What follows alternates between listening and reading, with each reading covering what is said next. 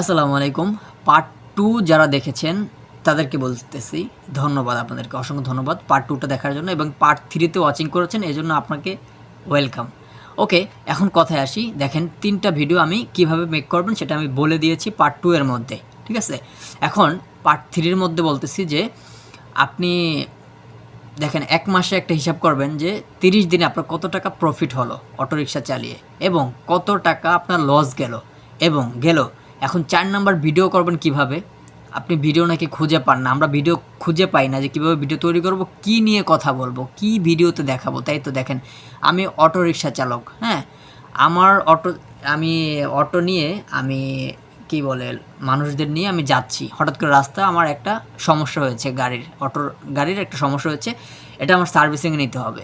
সার্ভিসিংয়ে কোথায় নিচ্ছি, কত টাকা যাচ্ছে, কতক্ষণ সময় যাচ্ছে, কতখানি, এগুলো আমি ভিডিওর মাধ্যমে তুলে ধরবো এবং কত টাকা আমার এখানে লস গেল, আজকের দিনটা ভালো কাটলো না খারাপ কাটলো, এগুলো নিয়ে একটা ভিডিও তৈরি করব। দেখেন ভিডিও কিন্তু অ্যাভেলেবেল, বাট আমরা খুঁজে পাই না, ঠিক না?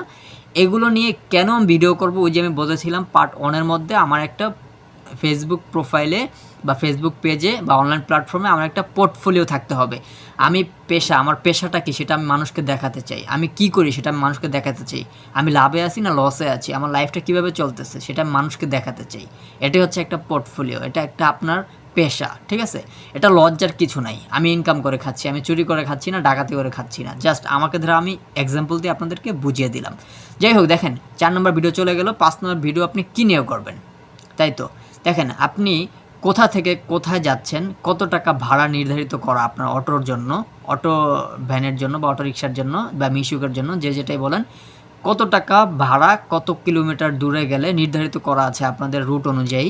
সেটা আপনি একটা ভিডিও করে দিতে পারেন। অনেকে জানে না, অনেকে জানতে চায়, অনেকে জানতে পারবে আপনার ভিডিওর মাধ্যমে। আপনি যে কথাগুলো ভিডিওতে বলবেন, যে দৃশ্যগুলো ভিডিওতে দেখাবেন, যে ফুটেজগুলো নেবেন, সেটা দেখে আপনার অডিয়েন্স, আপনার ফলোয়ার্স এবং যারা আছে সবাই এগুলো দেখবে, বুঝবে এবং জানতে পারবে, কিছুটা ধারণা পাবে। দেখেন অনলাইন প্ল্যাটফর্মে শেয়ারিং প্ল্যাটফর্ম এটা। আপনি যত শেয়ার করবেন মানুষ তত আপনার কাছ থেকে ভালো কিছু জানতে পারবে, শিখতে পারবে, দেখতে পারবে, তাই তো?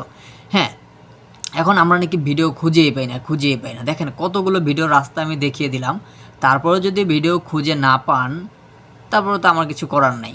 আমি তো শুধু জাস্ট আমার রিক্সা ড্রাইভিংয়ের পেশাটা দেখালাম। আপনি তরকারি বিক্রি করতে পারেন, আপনি ফলের দোকানদার হতে পারেন, আপনি চায়ের দোকানদার হতে পারেন, আপনি বাসের ড্রাইভার হতে পারেন, আপনি প্রাইভেট কোম্পানিতে জব করতে পারেন। আপনার A to Z একটা শিট আছে, ঠিক আছে? লিস্ট শিট, যেটার মধ্যে আপনি এভরিথিং খরচ, কস্ট আছে, আপনার বেনিফিট আছে, প্রফিট আছে, সব কিছু আপনি ভিডিওর মাধ্যমে তুলে ধরতে পারেন। বলে এই না যে আপনি তুলে ধরলে আপনার লস হবে, আপনার টাকা কেউ মেরে খেতে পারবে না বা আপনার স্যালারিটা দেখে কেউ নিয়ে যেতে পারবে না, ঠিক আছে? মানুষকে জাস্ট আপনি কিছু দেখাতে চাচ্ছেন বা জাস্ট মানুষের কাছে আপনি কিছু শেয়ার করতে চাচ্ছেন। আপনার মাথায় রাখতে হবে আমার ফলোয়ার দরকার নেই, আমার টাকা দরকার নেই। আমি জাস্ট অনলাইন প্ল্যাটফর্মে একটা পোর্টফোলিও তৈরি করতে চাই, যাতে কিনা মানুষ আমাকে চিনে বা মানুষ আমাকে দেখে আমি কীভাবে চলতেছি, জীবনযাপন কীভাবে কাটাচ্ছি, কীভাবে পার করতেছি, সেটা যাতে মানুষের মাধ্যমে শেয়ার করতে পারি, মানুষের মাঝে শেয়ার করতে পারি। বা কেউ যদি এই রাস্তায় আসতে চায়, ড্রাইভিং করতে চায়, অটো মিশুক চালাতে চায়, তাহলে সে কোনো প্রফিট করতে পারবে কি না সেটাও কিন্তু তারা আমার ভিডিও দেখে বুঝতে পারবে। সো আমি যদি একটা রেস্টুরেন্টের মধ্যে জব করি, তাহলে কিন্তু আমি রেস্টুরেন্টের A to Z ভিডিও তৈরি করে আস্তে আস্তে করে আমি আপলোড করব। কারণ কি, এটা আমার পোর্টফোলিও, ঠিক আছে? আমার পেশা কি, আমি একজন কুক, ঠিক আছে? আমি একজন শেফ, আমি একজন রান্না করি, বাবুর্চি, ঠিক আছে? সো আমি বলতে পারবো কোন খাবারটা কতটুকু কী দেওয়া লাগে, কোন খাবারটা কতটুকু টাইম পর্যন্ত চুলার উপরে রাখা লাগে, কোন খাবারটা কখন নামানো লাগে।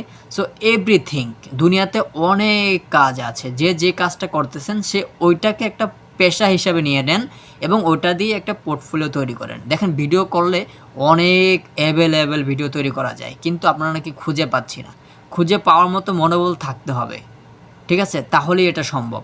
সো আশা করি আমার এই 3টা ভিডিওতে আপনারা সব কিছু বুঝতে পারছেন এবং ক্লিয়ার হয়েছেন। Thank you so much watching this video. দেখা হবে নতুন কোনো ভিডিওতে। বাই বাই, আল্লাহ হাফেজ।